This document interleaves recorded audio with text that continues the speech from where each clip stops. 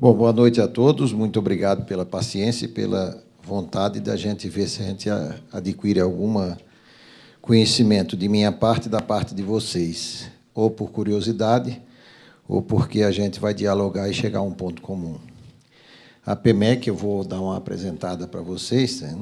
A Associação de Pequenas e Médias Empresas de Construção Civil do Estado de São Paulo, ela é uma associação que nasceu no vácuo de outra associação chamada APEOP e das empresas grandes. As pequenas e médias elas não tinham uma associação de empresas próprias, e ela levou um susto, porque, de repente, com 250 associados, e a meta da gente é essa que está aí reunida, né? Nossa meta é reunir o maior número de empresas para, junto, criar um trabalho de parceria, criar oportunidade de trabalho, parceria, consórcio, mais ou menos o que nós estamos vendo aqui, né? O CREA precisa que você seja registrado no Cresce para que você consiga ter um ambiente de união, para, com isso, você ter muito mais condições de adquirir meios, metas, visão de futuro e assim por diante. A PEMEC faz a mesma coisa com as pequenas e médias empresas. Bom, vamos continuando aí. Bom, ele já disse mais ou menos onde é que eu sou. Esse sotaque que vocês estão vendo significa que eu fui o gato que nasci no forno. Antigamente, o pobre não vinha para São Paulo, aquele nordestino batia na cabeça, vai para São Paulo, meu filho, ganhar dinheiro e tal, por isso que a gente tem a cabeça chata. Meu pai veio para o Rio de Janeiro, e eu nasci no Rio de Janeiro, sou carioca, e também, imediatamente, quando ele teve condição financeira, voltou para o Nordeste. Lá eu estudei, me formei, quer dizer, já saí com 14 anos, e antigamente 14 anos era uma criança. Então, esse é o sotaque e essa é a minha formação. Eu, na verdade, passei minha vida toda em Pernambuco. Sempre trabalhei no comercial e político das empresas. Eu fui para dentro da obra antes de me formar, fui até mestre de obra, porque para ser estagiário ganhava muito pouco dinheiro, eu precisava ganhar dinheiro, fui ser mestre de obra.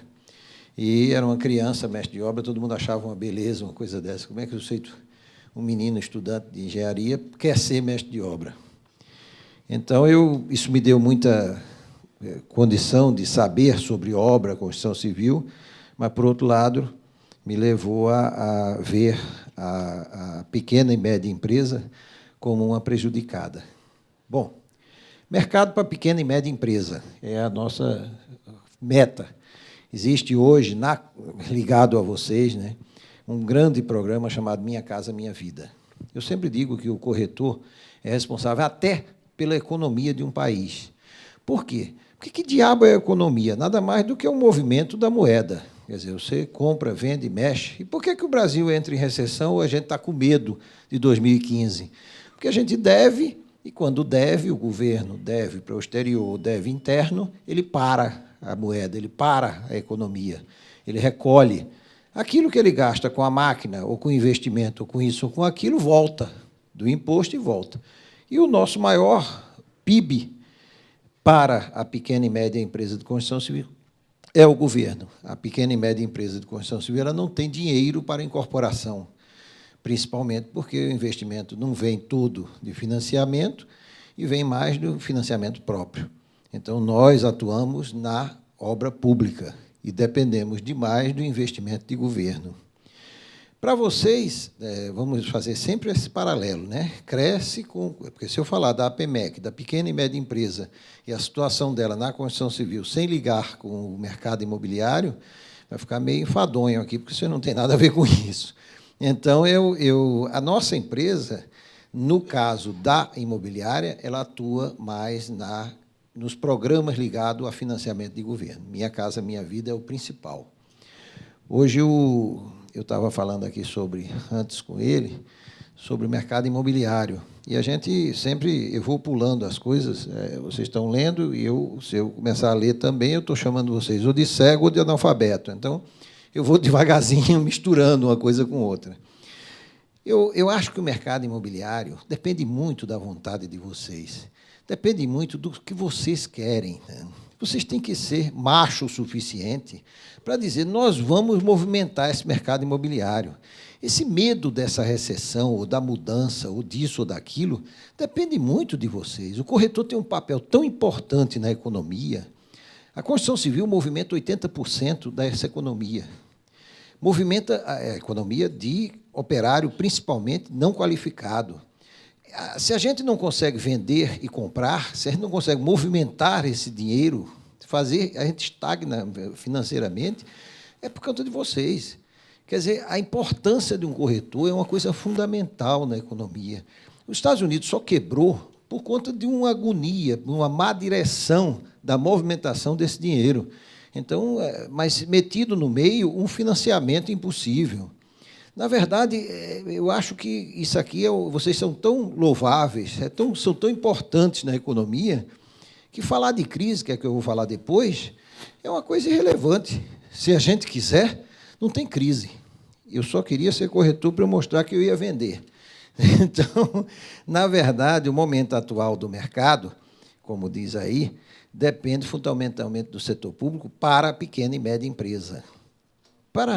Por quê? Porque ela não tem dinheiro para investimento. Então, essas empresas elas trabalham em obra pública, principalmente, e a obra pública depende de ter dinheiro de investimento, e o governo não tem mais dinheiro de investimento. O governo levou a dívida e a máquina a níveis que ele não consegue mais retornar aquilo que ele arrecada. Então, esse PIB de imposto, ele só retorna em parte. Parte fica preso em cima de pagamento de dívida e máquina de movimentação do governo. Essa máquina até retorna à economia, mas retorna também, em boa parte, para endividamento. Então, é muito complicado isso, né? Hoje, a Previdência Social é uma forma de tomar dinheiro emprestado, né? Você não cresce a dívida da Previdência porque você não tem aquele dinheiro de fato e você recolheu aquilo de todos os operários e funcionários. Ponto negativo do investimento de governo, né? Dei aqui uns dados que foram dados. 58% do dinheiro público no país é gasto com juros e amortização da dívida. Então, você imagina, isso já fica preso. Então, preso significa não movimenta mais. Do que sobra, nós temos 39% do INSS, e ele ainda tem um buraco imenso. Esse buraco do INSS já está em torno de 25% do PIB. 23% é folha de pagamento. A folha de pagamento, não se assuste, não é só 23%. Porque a folha de pagamento está falando aqui é a folha de pagamento direto. Hoje o governo não tem uma portaria, limpeza, segurança, vigilância, comando de telefone, etc., que não seja subempreitado com outras empresas terceirizadas. Então, essa tem uma folha muito maior escondida. 12% é custeio de saúde, 12% custeio social, 12% custeio de saúde, você imagina uma vergonha de saúde dessa que a gente tem. 8% é custeio administrativo e 6% investimento. Ora, 2,5% do total, ou quase nada, sobra para a construção civil, porque desse investimento, tem investimento que não é a construção civil, não é o financiamento para a construção civil. Então, vocês imaginem a situação que se pinta, que se vê. Vamos mais adiante para ver se a gente termina aqui e começa a bater nosso papo. A falta de incentivo na construção civil é que, na verdade, não tem muita qualificação no mercado o operário de construção civil. Você chega na frente da fábrica e diz, o senhor sabe mexer no torno eletrônico, isso, aquilo outro. Se ele não souber coisa nenhuma, ele volta. Na construção civil, não, ele entra. Eu sou, inclusive, analfabeto. Então, o senhor está empregado, pode entrar e começar a trabalhar amanhã. Isso prejudica, por um lado, e é ótimo, por outro. Tá? A indústria automobilística recebe incentivo, a construção civil nunca recebeu. A agricultura recebe incentivo desde o Brasil, colônia. A construção civil nunca recebeu. A queda no poder aquisitivo dos preços de imóveis, na grande fatia da população, quer dizer, são aqueles imóveis acima de 100 metros quadrados, tá? Chega a custar R$ 1 milhão o metro quadrado, está em torno de 15 mil para comerciais. Ora, R$ 1 milhão que eu estou dizendo assim, o imóvel de 100 metros quadrados, R$ 10 mil. Lei, justiça pública, trabalhista, contrato, tudo isso prejudica, encarece a construção civil e leva a um ambiente político para que, dentro do valor da construção civil, comece a aumentar o valor do imóvel e lá vem o corretor, de novo, ter que vender aquilo por aquele preço. Tá certo? Então, na verdade, eu acredito, vamos para frente, eu acredito... Pronto, aqui a prefeitura, outra coisa interessante, é o plano diretor. O plano diretor de uma cidade, que nem São Paulo, ele foi elaborado agora, em pouco tempo, da seguinte forma, da visão mais forte no setor imobiliário.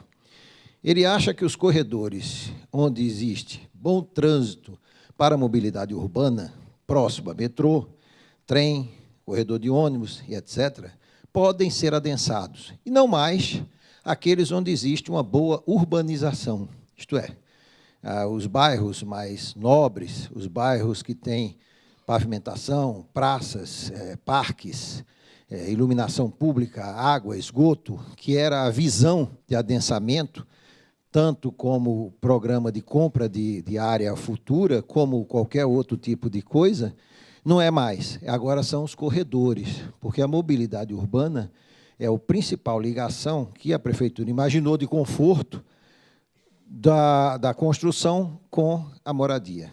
Então, isso é uma parte. Então, significa que nós vamos ter agora um adensamento dentro desses corredores maiores, metrô, trem, ônibus, corredor de ônibus, assim por diante. Isso é, por um lado, muito ruim, porque você pode adensar comprando essas áreas e nas outras você não pode mais. O que significa dizer que os prédios de Moema, Vila Nova Conceição, Perdizes, todas essas áreas bastante urbanizadas e bem urbanizadas, elas não vão ter mais acréscimo de área, e, com isso, a Construção Civil vai abandonar essas áreas e vai sair daí, porque inviabiliza o preço do metro quadrado que ele vai vender o seu apartamento, a sua casa, e assim por diante. Casa não, mas apartamento e o prédio comercial. Feito isso, aqui eu estou dizendo, alerto apenas que todo segmento deve acompanhar e, se possível, contribuir com a legislação regulamentadora que deverá produzir no Executivo Municipal nos próximos meses. Vocês têm que ficar de olho nisso, porque na hora que inviabilizar para construir, inviabiliza para vender, inviabiliza também o mercado como um todo. É essencial para o setor que essas legislações, porque o plano diretor não significa ainda a planta de construção, mas é um plano que dirigirá as leis para isso. É essencial que o setor dessa legislação não seja contaminado pelo excesso de burocracia ou por interpretações outras que venham a dificultar ou encarecer as nossas atividades, que senão a gente não vende. Vamos adiante. Conclusão dessa mostra de APMEC, dessa ligação da pequena e média com o mercado imobiliário. É isso que nós estamos tentando fazer aqui na nossa cabeça. O setor deve crescer a taxas menores a partir do segundo semestre de 2014 e os preços devem acompanhar a inflação, ou seja, não prevemos redução generalizada dos preços de imóvel, ou, mais claramente, a tão citada bolha imobiliária, a nosso ver, não existe, não tenha dúvida nenhuma. Não existe o tempo de vender e o tempo de comprar, nem o que se está vendendo e o que está comprando. Existe aquilo que se vende para a condição, o local, a pessoa e o momento. Então, a gente pode vender bastante, desde que seja adaptado a isso tudo. Depois eu digo. Pode acontecer valorização abaixo da inflação em imóveis de luxo e classe média em algumas regiões onde os preços cresceram demais. Isso é uma correção normal, imobiliária, que existe. Existe uma sedução para o Tatuapé, aí vai todo mundo para lá, e o preço sobe. Depois isso se regula um pouco e volta ao normal. Possibilidade de leve retração no crescimento das grandes incorporadoras, mas cremos que o crescimento já atingido é irreversível. Não esquecemos que muitas construtoras têm hoje cerca de 10 vezes maior do que 10 anos atrás, principalmente com o advento de colocar esses títulos dessas incorporadoras em bolsa. Foi o que deu um alento bastante às grandes e às imensas incorporadoras. Bom, eu acho aqui o seguinte, né, mais uma ligação. Ontem, o Estado de São Paulo, o jornal Estado de São Paulo, falava que o índice de credibilidade no setor imobiliário baixou muito. E ele dava, inclusive, taxas. Eu tenho ali a reportagem do Estado de São Paulo. Tem um índice para isso. Esse índice é criado pela Fiesp. Então, eu vi esse índice, vi essas conversas, a falta de confiança na construção civil, ipso fato, como empurra a tabela nas vendas e no mercado imobiliário. Eu não acredito nisso. Eu acho que o mercado imobiliário ele tem cada vez mais que ser ágil, inteligente, pesquisar o que realmente está vendendo, o que precisa a população. Nós temos programas hoje dentro das nossas construtoras pequenas e médias, desse Minha Casa Minha Vida, que é um sucesso absoluto, espetacular, de venda. Não há inadimplência. Nós temos em Guarulhos, dentro dessas pequenas e médias, aproximadamente, principalmente em Guarulhos, lutando, inclusive, as pequenas e médias no meio de incorporadoras imensas, né? A Even, a não sei quem, várias construtoras imensas, incorporadoras imensas, e a gente está lá com a Vegos, com outras e outras, são nossas pequenas e médias. Nós estamos construindo já mais 15 mil unidades. Guarulhos é hoje um polo de construção bastante interessante para quem vai na classe média. A parte de toda daquelas 5 cidades de Poá, Suzano, Mogi, Itaquá elas são cidades inexploradas. Elas vão, futuramente, fazer ligação com São Paulo também, como Guarulhos já fez. Então, na verdade, quando não se confiava na Raposo Tavares para fazer um desenvolvimento imobiliário em Cotia, Granja Viana, é uma coisa que se errou. Lá dentro foi o maior boom imobiliário de classe média, média baixa, média, não tem média alta. Se pensava naquilo como chácara ou casa de condomínio fechado e assim por diante. Então, a inteligência do mercado imobiliário, vocês são os maiores. Vocês vão fazer com que essa economia se mexa um pouco, com certeza. Vocês vão ter a capacidade de captar com verdade. Você vai dizer ao construtor o que é que ele deve construir, porque ele vende. E se ele constrói e vende, ele tem lucro. E assim ele vai fazer mais construção e mais venda. A movimentação financeira que vocês promovem é algo fora do comum. A responsabilidade social é toda de vocês.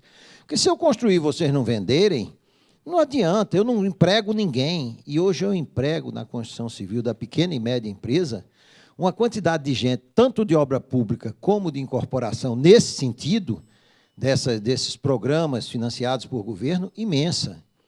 Hoje, o Estado de São Paulo está funcionando hoje na pequena e média com a quantidade de mão de obra, numa quantidade, 80% de toda a mão de obra da construção civil.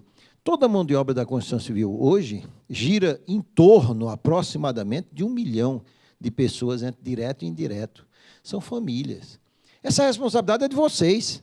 Na hora que vocês veem dentro de um mercado, dirigem esse mercado para aquilo que tem que se construir, porque será vendido, que vai movimentar a economia, é um espetáculo. Eu sou bastante fã do corretor, acho que o mercado imobiliário é uma indústria, um comércio muito maior do que qualquer outro tipo de comércio. A indústria da construção civil hoje é muito maior do que o automóvel, que é tão importante, né? E aqui em São Paulo, por exemplo, vai perder a importância. O prefeito tem, diante do conselho da cidade, uma única coisa que o conselho não muda. Ele não quer carro. Ele só quer bicicleta, ônibus, trem, qualquer coisa, menos carro. Ora, numa cidade de prestação de serviço, isso é uma coisa errada. Mas como é que vai ser? Pelo menos ele vai dar um choque, vai ter adaptação, e isso vai ficar no meio do caminho. Também não é tanto o carro, mas também não vai poder ser os outros. Porque imaginar que a gente vai estar andando de bicicleta, eu ainda consigo um pouquinho, mas daqui a pouco eu não consigo mais. E hoje vocês vão ter 400 quilômetros de corredores de bicicleta. Estão sendo pintados e vocês não vão andar no corredor da bicicleta. E se matar um bicicleteiro no corredor, está preso. Então, veja como estão havendo mudanças. Na hora que o sujeito tiver na frente dele um corredor de bicicleta, talvez para andar ou por causa do trânsito ele vai achar ruim, mas para morar talvez ele vai achar bom. Então, vocês precisam ter uma ideia e uma visão de como fazer para o mercado imobiliário quebrar esse paradigma de que nós vamos entrar numa grande crise em 2015, que é isso que todo mundo diz, né? Que todo mundo fala. Nós podemos entrar, mas a indústria da construção civil, se for pegar o investimento do governo para que não haja o problema social do desemprego, ela vai se manter, sim, aquecida. O investimento do governo, o pouco que investir, vai ser em cima da construção civil. O incorporador vai continuar, sim, investindo no seu prédio para vender, e vocês vão vender. Por quê? Porque, na verdade, quando há o movimento da moeda, não tem recessão. Quando a gente fizer a nossa parte, eu tenho certeza que vai dar tudo certo. Por exemplo, a gente falava da Copa, que era um desastre total, inclusive rezava que não ia existir, e hoje nós temos uma Copa realizada, ou com ruim, ou bom, ou foi ou não foi, mas o dinheiro foi investido. Se foi roubado uma parte, se não foi, ou seja lá o que diabo foi, movimentou, andou, entrou, mexeu na economia. Então, é isso que é importante. Eu agradeço demais a paciência de vocês. Eu tenho a maior confiança que essa crise, essa recessão e etc. não acontecerá. Grande parcela de culpa dela não acontecer, e louro, transformando culpa em louro, é de vocês, e a gente vai fazer a nossa parte junto às nossas pequenas e médias empresas de construção civil. Eu espero que vocês tenham a compreensão de que a venda de um imóvel hoje, o movimento imobiliário hoje, depende muito da inteligência e da percepção, tanto de mercado, quanto daquilo que pode ser feito para vender no mercado futuro.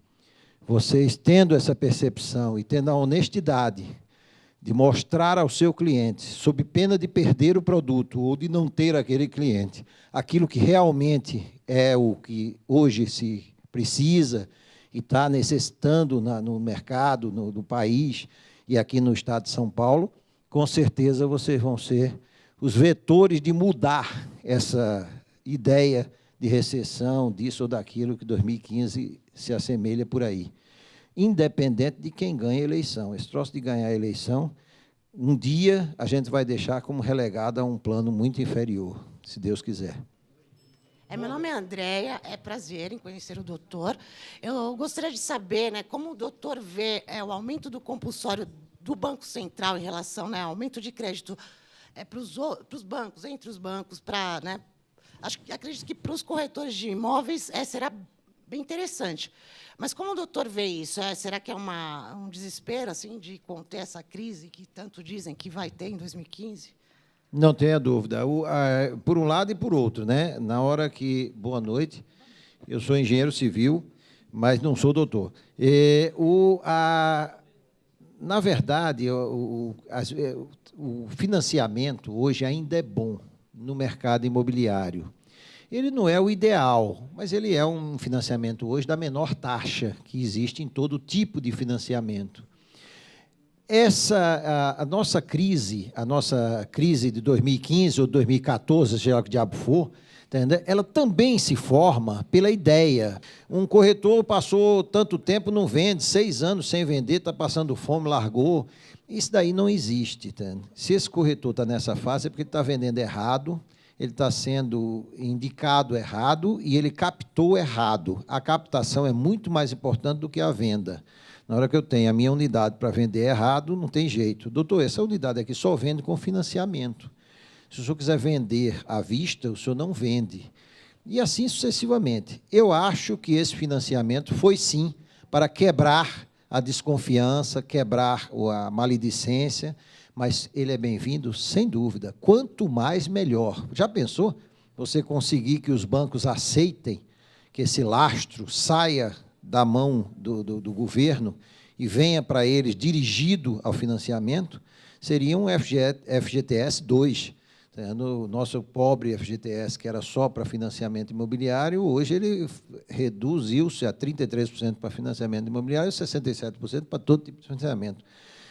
Barragem, rede eletrônica, barragem, aqueles atômica, né? Usina atômica, tudo que você imaginar, o FGTS financiou. Se a gente conseguir isso, seria uma beleza. Esse é um dinheiro muito pouco, mas é muito bem-vindo, até para quebrar o medo, o receio e mostrar que o governo vai incentivar a construção civil, sem dúvida, incentivando o mercado. Sem mercado, nós morremos. Sem vocês, a gente morre, né? Não esqueça isso.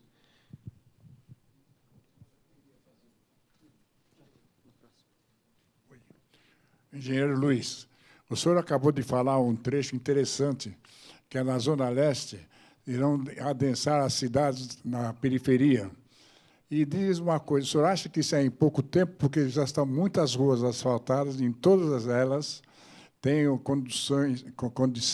condução própria, com ônibus interessante, e as casas vão aumentando, embora pobres. O senhor acha que está na ocasião de vender as áreas grandes que estão lá para a Minha Casa Minha Vida ou para as construtoras? Não, sem dúvida nenhuma, a construtora não vai se interessar e não vai querer entrar nas áreas grandes da Zona Leste, a não ser aquelas que sejam em corredores de trânsito, de mobilidade. Por exemplo, toda a radial vai ser um corredor adensado para escritórios, prédios comerciais. Sem dúvida, qualquer corredor vai ter. Por exemplo, o nosso Rodoanel, que está rasgando aquela região. Está entendendo? Então, você vai ter um acesso rápido a qualquer lugar através do Rodoanel. A intenção do governo é levar o mais rápido possível alguém que esteja, não só na Zona Leste, mas em qualquer região, para qualquer outra região. O governo compreende que a prestação de serviço de São Paulo requer mobilidade. São Paulo não tem indústria suficiente para a mobilidade ser para a indústria e, em volta da indústria, a moradia. Esse papel não existe mais em São Paulo. São Paulo é prestadora de serviço, né? O PIB de São Paulo, principalmente da capital, vem através da prestação de serviço. Não vem através de indústria, muito pouco, e comércio. Então, vai funcionar. Já começou agora a semana passada, mas ele precisa ainda de um outro trecho para fazer a ligação, porque, por enquanto, ele liga o mar a nada. Então, fica difícil, mas está tocando a região, precisa, pegando um pedaço da região norte, numa velocidade que eu acho que agora vai. Nossa mobilidade em cima de ônibus, por exemplo, nesses corredores, é uma mentira, é uma falácia, é uma coisa que não vai dar certo. Mas, pelo menos, o plano diretor diz que nós vamos ficar junto a esses corredores de ônibus. A faixa de ônibus, não. Ela cresce velocidade ao ônibus, ela destrói o comércio e destrói o mercado imobiliário daquela região que tem a faixa. O corredor, aí ela aumenta a velocidade de mobilidade. Você vai pela faixa, vai muito mais rápido. Corredor, não, porque o corredor você entra no ônibus não pago, então você tem que ter uma baia para parar 15 ônibus. Você tem uma baia para parar 1 ou 2 no máximo. Aí, com isso, você faz uma fila para embarque, porque você precisa pagar o ônibus. Segundo e pior lugar, você precisa ter acesso ao centro da via, né? Então, você precisa ter o farol do pedestre. O pedestre que não acessa não pega o ônibus. Se o pedestre desce do ônibus, precisa sair e voltar para a calçada. Com isso, o corredor ele é falido como método de mobilidade urbana. O prefeito sabe disso, mas se ele colocasse esse dinheiro no metrô, no trem, no VLT, no monotrilho ou coisa parecida, ele ia levar o aplauso só daqui a 5, 10, 15 ou 20 anos. Ele precisa do aplauso agora para se eleger no ano que vem, já que ele está bastante em baixa.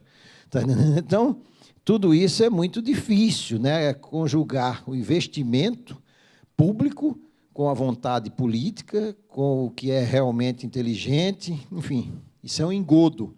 Na Zona Leste, junto a todos os corredores de metrô, corredores de ônibus, vai ter um adensamento enorme, as áreas vão custar bem mais caro, a construtora incorporadora vai ter interesse e o Minha Casa Minha Vida vai se afastar disso, porque não vai mais disputar nesse preço. Não. O preço já subiu tanto que ele está fora disso. Infelizmente, não tem outra resposta para lhe dar.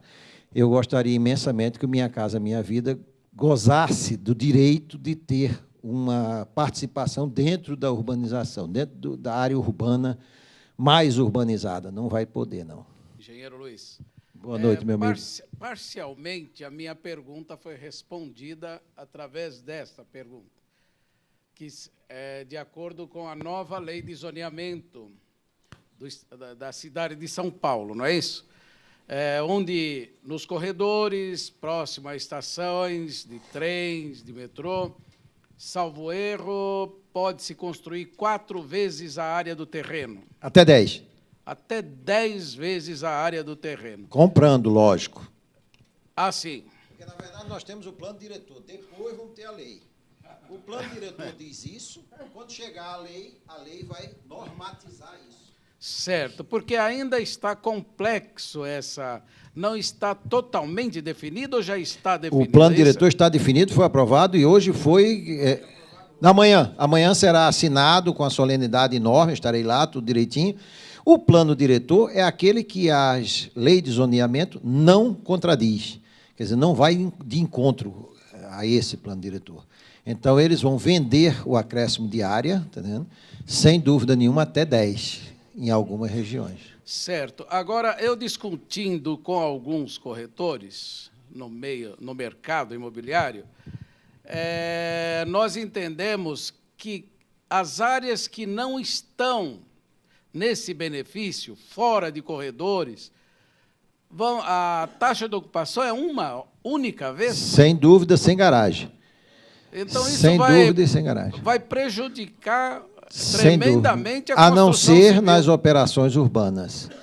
Então, hão de ter várias operações urbanas. O senhor foi um sujeito que contrariou o governo não aprovando o aumento do IPTU, que era uma coisa justíssima e que foi lançado para não ser aprovado. Tudo que o governo perde na eleição, na votação de Câmara, Assembleia ou Câmara Federal e Senado, é porque ele quer perder. Né? Ele não perde aquilo que ele não quer perder. Quando isso foi perdido, aí o governo disse, mas eu assino um recado. Sem arrecadar, a cidade se prejudica.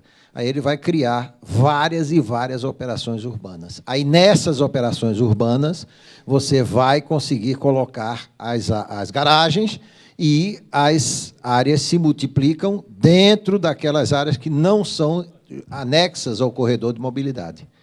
Então, não tenha dúvida nenhuma disso. Tudo é preparado para arrecadar dinheiro e não para ter algum plano. Tá vendo? Então, na hora que não puder, isso é um absurdo, né? Você tem uma área nobre que comprou 25 casas em Moema e você vai construir 1 para 1 sem garagem. Isso não existe, né? Com certeza, imediatamente terá a operação urbana, onde você adquire a área pagando e constrói até 10 de novo, 4, 5, 6, dependendo das regiões e do tipo de operação urbana. Por exemplo, ele já fez uma amostragem do que ele vai fazer em Barra Funda. Tem uma operação urbana em Barra Funda, que permitiu a construção daquele pequeno condomíniozinho ali de Perdizes, que chama de Varanda de Perdizes, não sei o quê, mas fica ali na Marquês de São Vicente. Aquilo é uma amostragem de uma operação urbana. Aquilo ali pagou o direito de construir 4 vezes a área do terreno. Então, já é um pequeno mostra do que será. Mas será dessa forma. Você vai ter pagamento para o corredor e pagamento na operação urbana. E o produto final, será que... Esse é que é seu problema. Você vai ter o produto final onerado, que o problema é seu vender. Para isso, você vai ver que produto você vai fazer lá. O corretor hoje devia ser chamado quando o sujeito vai comprar o terreno, quando ele vai fazer o projeto, que projeto e como vai fazer. Porque a importância do corretor é tanta que só quem não sabe é o próprio corretor. Ele é fundamental. Ele não existe, porque se ele seguir tudo que tem que seguir, e ele tiver a expertise de pesquisa de mercado, não é mercado, não existe mercado localizado. Naquele local, meu Deus, esse movimento de financeiro vai ser tão fenomenal que essa tal crise a gente não vai nem ouvir falar dela. Então, na hora que o corretor souber o que vai vender ali, ele vende, não tenha dúvida. Hoje você está abrindo um mercado dentro do centro da cidade. O senhor já está aproximadamente, se você plantar um eixo na Praça da Sé, você já está chegando a 700, 800 metros desse ponto. O que era inviável na cabeça de qualquer corretor, qualquer incorporadora. Você hoje já tem Higienópolis chegando no Minhocão, que era inviável para qualquer sujeito que paga 15 mil reais um metro quadrado e morar ao lado do Minhocão. Hoje a gente está morando porque está morando em Higienópolis. Então, esse é que vocês têm que ter. Vocês vão ser os vetores de nós, construtoras, principalmente a pequena e média, ter a capacidade de movimentar a economia. Essa é que nós temos que fazer. Nós temos que ter essa visão do que construir, aonde construir, e ter a coragem suficiente de captar, dando à pessoa que investiu a verdade para ele de volta. Porque, senão, não vai funcionar. E o prefeito vai continuar assim, arrecadando o mais que pode. Não tem saída para nós, não. Engenheiro Luiz, meu nome é Nasser, eu faço a região da Vila Mariana, e esse mês de julho, com a Copa do Mundo, aí, caiu 30%, segundo pesquisa, a venda dos imóveis novos. Na Vila Mariana, um metro quadrado, no lançamento, está R$15.000. Eu ouço dos clientes direto, vai diminuir, continua subindo, o que eu digo é que vai estabilizar. O preço vai estabilizar? Sem dúvida, sem dúvida. Qualquer redução ou acréscimo num preço desse de Vila Mariana de 15 mil, você não pensa em mais ou menos de 5%, o que é considerado zero. Qualquer mercado que tenha uma rentabilidade de incorporação, estou falando de construção, né? O cidadão José, que quem cuida é Luiz Alberto, construiu. O incorporador é dono, e você vai vender para botar dinheiro no bolso dele, tá certo? Não tenha dúvida, esse 5% de variação é zero. Então, ele tem que ter essa expertise. Baixa 5% aí nesse troço para chamar, para fazer uma chamada, desconto, etc. Agora, vai ser assim. Agora, a Vila Mariana vai ter um problema sério, porque ela vai esperar um pouco, né? Isso daí é um problema, ela vai esperar um pouco chegar a hora da compra de sua outorga onerada. Por quê? Porque ela não está bem assim localizada em corredores de mobilidade urbana. Então, não tem para onde crescer. Então, vai ter, sim, quando surgir as operações urbanas, e ela vai ter direito à outorga. Então, hoje, se José chegasse para mim, eu, corretor, e dissesse, eu vou comprar aqui 6 casas, aqui, derrubar na Vila Mariana, fazer um prédio, eu diria, faça sim, mas faça um prédio comercial, e você tenha todo o cuidado que você vai esperar para ser aprovado o seu projeto só 5 anos. Porque, antes disso, você não terá a possibilidade de um projeto viável financeiramente dentro dos lucros que você está acostumado hoje. Por exemplo, R$15.000 um metro quadrado. Não é um escândalo? Escândalo bom, para nós todos. Boa noite, meu nome é Mônica.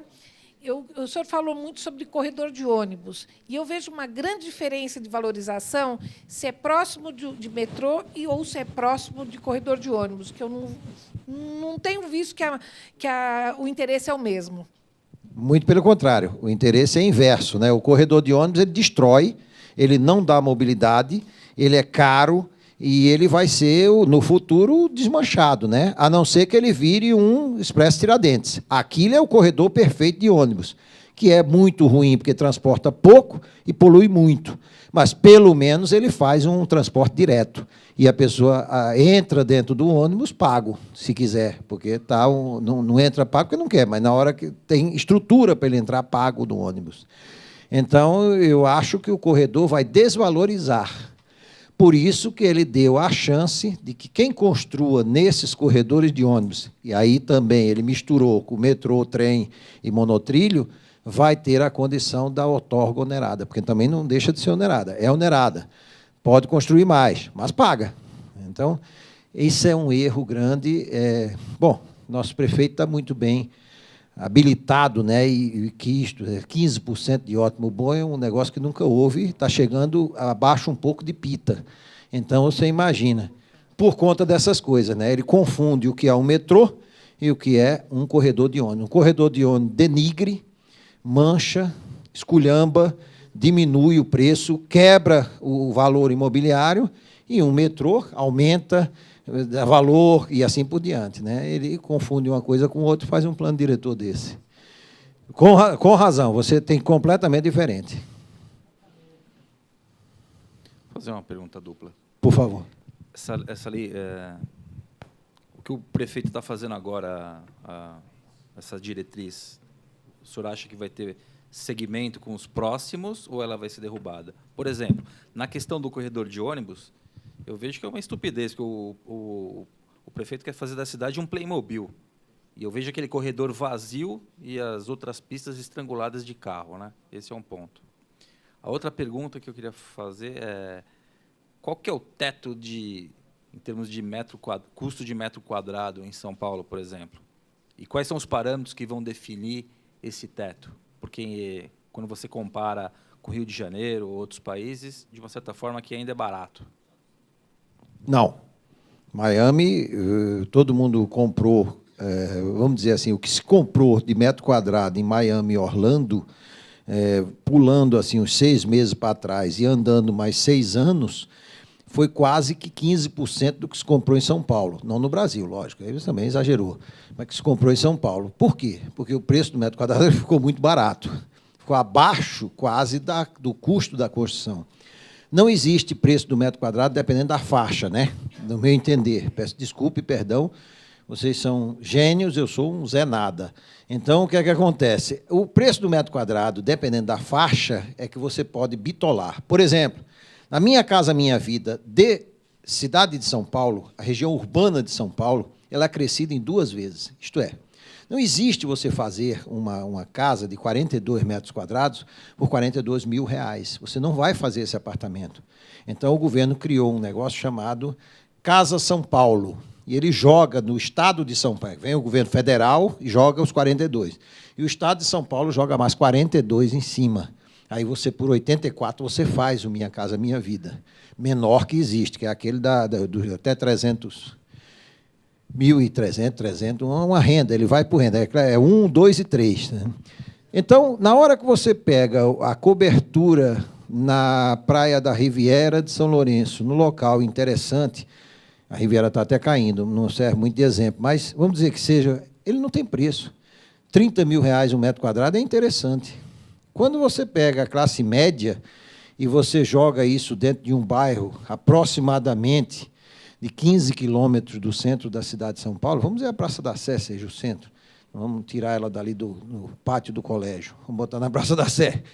Você joga a 15 quilômetros de distância, né, qualquer bairro em volta a 15 quilômetros de distância, onde você tem uma urbanização razoável e um transporte razoável, está mais ou menos igualado isso, você não pode ter um preço maior por metro quadrado de 10, 12 mil reais. Tá? Então, isso é um teto.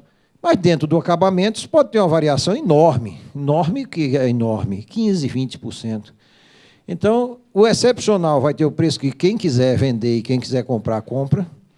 E as regiões e as faixas de metro quadrado, a quantidade de metro quadrado, vão ter também as suas faixas relativas. Hoje eu acho que em São Paulo deve ter 20, 30 faixas de valor, tá vendo? Em termos de distância do centro da cidade. Porque, infelizmente, como nós somos prestadores de serviço, o tomador da prestação de serviço, não se sabe por quê, se aproveita, ao longo dos anos, se aproximou o máximo do centro da cidade. Hoje existe um fenômeno sendo criado em Alphaville, a região de Alphaville, né? E vai, talvez, começar, vamos rezar, que seja em torno da região de Itaquera, para ser o tomador de serviço. Afora isso, a Berrini, a Faria Lima, todo esse pessoal ficou próximo ao centro da cidade, Santa Amaro. Então, eu tenho que ir para lá para trabalhar, né, na maioria. Então, com isso, ficou aquele inferno. A Faria Lima ficou uma coisa gostosíssima. Você só anda de helicóptero, eu acho que até em garrafa. Então, você imagina, você comprou um troço a R$25 mil um metro quadrado de um prédio comercial daquele de luxo, e hoje você não sai nem entra, a não ser de helicóptero, e um pouco engarrafado. É um inferno uma coisa dessa. Seu funcionário não vai, nem vem, a não ser você fazendo um horário flexível. Você chega às 9h30 e sai às 7h30.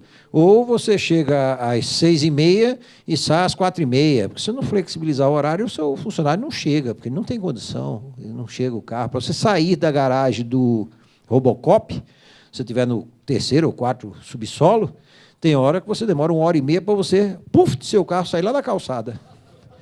Quer dizer, 1h30 dentro de uma garagem. Você tentando sair de uma garagem no Robocop. Então, eu acho que o preço do metro quadrado vai girar muito em cima disso, né? Ele vai ter o preço do metro quadrado dependendo do que oferece aquela moradia.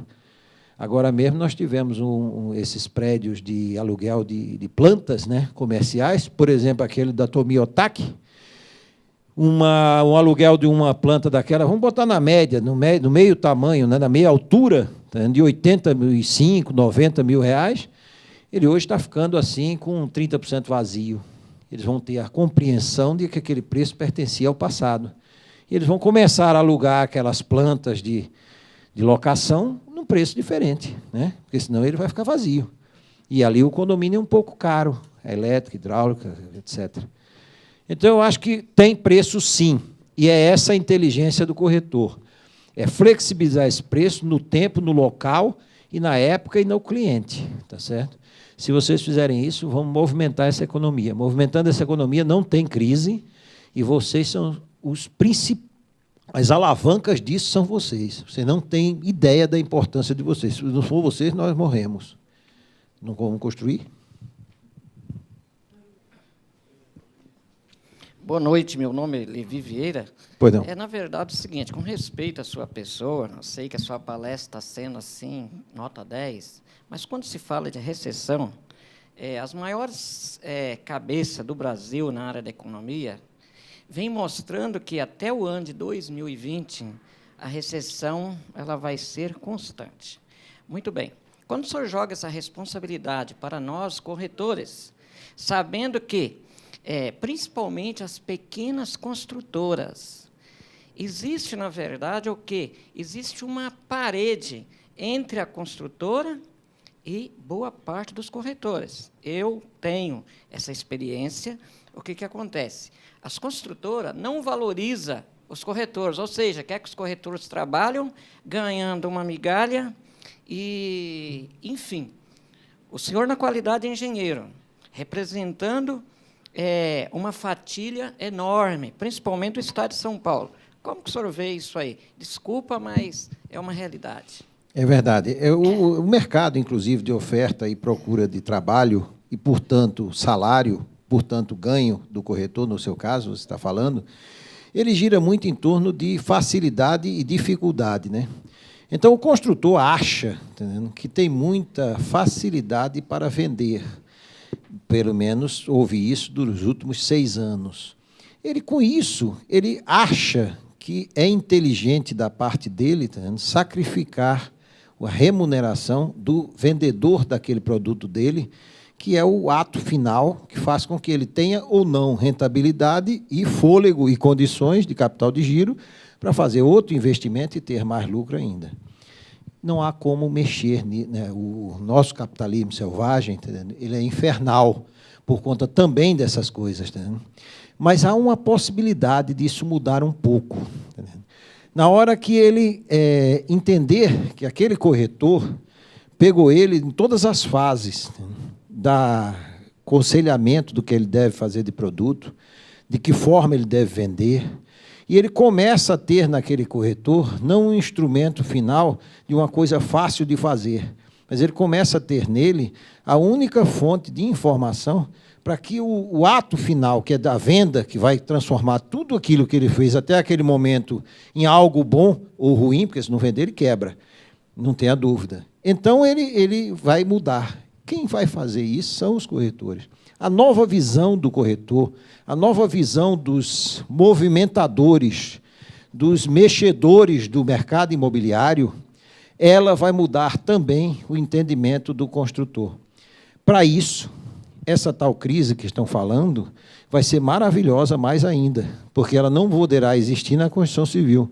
A Constituição Civil é a única indústria que ela, além de ter a necessidade de subsistência e existência e movimentação em níveis altos, por conta da responsabilidade social de empregar o não qualificado, que no Brasil é enorme, ela também é uma indústria que ela emprega rapidamente. Para você empregar alguém, até naquele negócio de telefone, como é o nome? Telemarketing, você precisa ter um curso, precisa ter treinamento. Para você empregar qualquer pessoa em qualquer troço, precisa disso. Na Constituição Civil, não. Só precisa ele existir, ter braço e perna. Ele está dentro. Para você ter uma ideia, o nordestino, quando chegava aqui, só tinha um jeito de ir para a Constituição Civil. Porque se ele fosse garçom, ele tacava a bandeja na cabeça do cliente, aquele negócio não dá certo.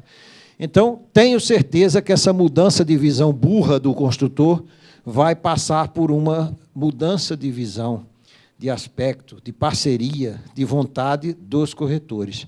O Cresce tem um papel importantíssimo nisso, na hora que traz aqui um sujeito da indústria da construção civil para falar para um monte de gente do mercado imobiliário. Que diabo tem a ver mercado imobiliário com a construção civil? Tudo. Se não são vocês, a gente morre. Estou dizendo isso pela 10ª vez. Vocês têm que decorar isso. Vocês são importantes. Vocês vão vender. E essa economia não entra em recessão tanto do jeito que estão dizendo. Por conta de quem? De vocês. Vocês podem ver isso aí. Um louco disse isso, vocês vão ver se não vai dar certo. A cidade administrativa de São Paulo, Estado, ela já devia ter saído de dentro do município São Paulo faz muito tempo. Ela está 20 anos atrasada, essa mudança.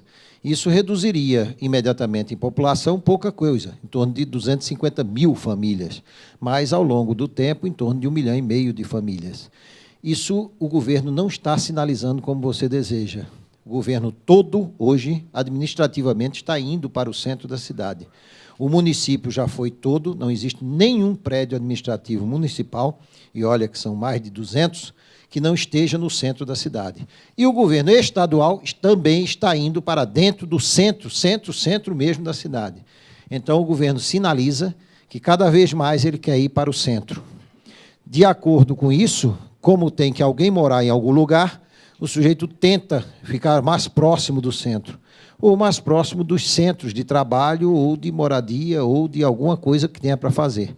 Aí estão se dando essas invasões, essas coisas estão se dando exatamente mostrando o outro lado da burrice, que é o próprio governo centralizar a todo ali dentro do centro da cidade. O centro da cidade deveria ser muito restaurado para turismo e voltar a ter residência aquele que quisesse morar lá. Mas, infelizmente, está contrariando você. O próprio governo está indo em cima de município, e eu digo você porque eu tenho 62 anos de idade, então, está indo para o centro da cidade, não tem jeito. É uma inteligência nunca antes vista desse senhor prefeito. Eu disse isso lá no conselho e não tenho o que fazer, eu só posso falar e pedir. Boa noite, engenheiro Luiz. Meu nome é Pimentel, sou corretor de imóveis, e quando você disse que o corretor é responsável pelo comércio, pela venda, em parte está certo. Porém, as empresas, as construtoras e as incorporadoras não valorizam o corretor, porque colocam em plantões a maioria que não são nem corretores, estagiários ou não, pagando uma miséria de menos de 1% de comissão, quando a nossa tabela é 6%. Até mesmo as pequenas construtoras que constroem, vamos dizer, alguns sobrados ou pequenos prédios, não querem pagar os 6%, quando muito, 4%, 5%. Então, nós somos responsáveis, mas também precisamos ter a valorização da parte dos construtores. Não tem a mínima dúvida, é a tal do mercado de oferta e procura. Se esse cara que recebe 1% dissesse eu não trabalho por esse preço, ele não estaria lá. Mas, no capitalismo selvagem, infelizmente, existe isso. E vai acabar isso, vai diminuir isso. Na hora que ele... Joaquim, vamos falar de incorporador, né? O construtor não entra nessa figura. O incorporador, que é um grupo de dinheiro, é um saco de dinheiro. A figura do incorporador é como se fosse um saco de dinheiro. Por que o construtor depende de vocês e não o incorporador? Porque o incorporador só contrata agente construtor na hora que o produto dele dá dinheiro, ele lucra e ele se dá bem. Senão, não tem nada a ver com o construtor, não vai haver a construção. E então, voltando a essa comisseração também existe na pequena e média empresa. Por exemplo, o estádio do Corinthians, lá que foi feito para a Copa, nele existiam 213 empresas subempreiteiras. Na soma dos empregados, das máquinas, do serviço executado versus valor daquele serviço, se fosse apropriado, gira em torno de 98% do serviço total. Ora, só 2% foi feito com mão de obra, máquina, equipamento e elemento próprio da empresa Norberto Odebrecht, se não me engano, é de lá. Então, entenda, esses contratos, eles se aviltam em 70%, 80%, 50% do valor que a principal contratou com o governo. Então, isso também existe. E o que é que isso evita, que era 30% e passou para 50%? A necessidade, o mercado, o capitalismo. E contra isso é muito difícil, né? É complicado. Só tem um jeito para fazer contra isso. É as APMECs da vida e é os CRES da vida. Um CRES desse aqui vai em cima de um incorporador desse e diz, amigo, eu não aceito uma coisa dessa. Você está aviltando um mercado onde um sujeito se submete a isso, porque você acha que ele só merece isso nesse trabalho, porque você sequer sabe o trabalho que ele pode fazer, de pesquisa, de ausculta, de aconselhamento, de avaliação. É importantíssimo o trabalho do corretor. Você imagina que ele é um sujeito que recebe alguém que quer comprar sob todo custo e aquele preço seu é o melhor, por isso que existe a crise do mercado. Você não extrai dele o melhor. Entendeu? Então, não é possível uma coisa dessa, né? Pode-se fazer uma fiscalização e isso é fato de denúncia. Graças a Deus nós estamos crescendo, né? Tanto para dar a oportunidade da gente estar conversando aqui, tanto para evitar uma coisa dessa. Tenho certeza que vocês só votariam em alguém, porque eu, por exemplo, eu sou presidente da APMEC, de novo agora, fui reeleito, e vou completar 6 anos de presidente da APMEC. Só sou reeleito porque eu faço alguma coisa que alguém gosta do que eu estou fazendo no termo de empresa construtora pequena e média. Se lá está aviltado, o CRES tem que fazer. Se ele não fizer, alguém vai fazer, não tenha dúvida, porque não pode existir isso. No mercado, nesse capital selvagem que a gente vive, nós temos que nos unir para que tenha, dentro dessa união, alguma representação de força para não acontecer uma coisa dessa. Eu, por exemplo, fui na prefeitura de Diadema, que disse que não pagava a ninguém, e ela pagou a todo mundo. Por quê? Porque senão eu faço um escândalo que não tem tamanho. Vou em prefeito, vou em ministério, vou no diabo que carregue. Então, essas coisas são muito bom, a gente saber por que existe o Cresce. Boa noite, engenheiro. Meu nome é Raimundo, sou corretor da região do Embu das Artes, e eu ia perguntar para o senhor a respeito, por exemplo, do futuro, a gente fala da eleição e tudo mais. O senhor acredita que a eleição, seja A ou B que ganhe, para o Minha Casa Minha Vida 3, para as pequenas e médias empresas, para esses investimentos, vai mudar alguma coisa, o senhor acredita ou não? Não muda. Não muda por quê? Pela necessidade social de implantar, de crescer, de melhorar a indústria da construção civil, e na hora que a indústria da construção civil não vai poder se debandar toda para o lado da incorporação, aí diria essa incorporação para obras de valores maiores, o governo vai ter que ser o incorporador das pequenas e médias construtoras através dos programas como, por exemplo, Minha Casa Minha Vida. Ele pode até se chamar meu apartamento, meu legal, meu isso, meu aquilo, mas que vai ter que continuar tendo esse tipo de programa, esse tipo de investimento, esse tipo de financiamento, que é o incorporador, vai se chamar governo, vai ter, sem dúvida, isso vai ser cada vez mais. E, pasme, as grandes incorporadoras hoje estão disputando as construtoras exatamente dentro desses financiamentos. Por exemplo, as empresas que faziam incorporação com financiamento direto, hoje já estão indo para o financiamento Minha Casa Minha Vida, Casa São Paulo e outros, porque o juro é o único que vale a pena. Casa Paulista. Se eu tiver outra oportunidade da gente conversar, eu transformo sempre, eu não sei dar palestra, eu sei conversar. E a gente tem que conversar mesmo, tá certo? Mas vocês podem ter confiança em vocês. Isso tem que sair desse negócio aqui. Teve um doido que disse que a gente ia virar essa rodada. Eu tenho certeza disso.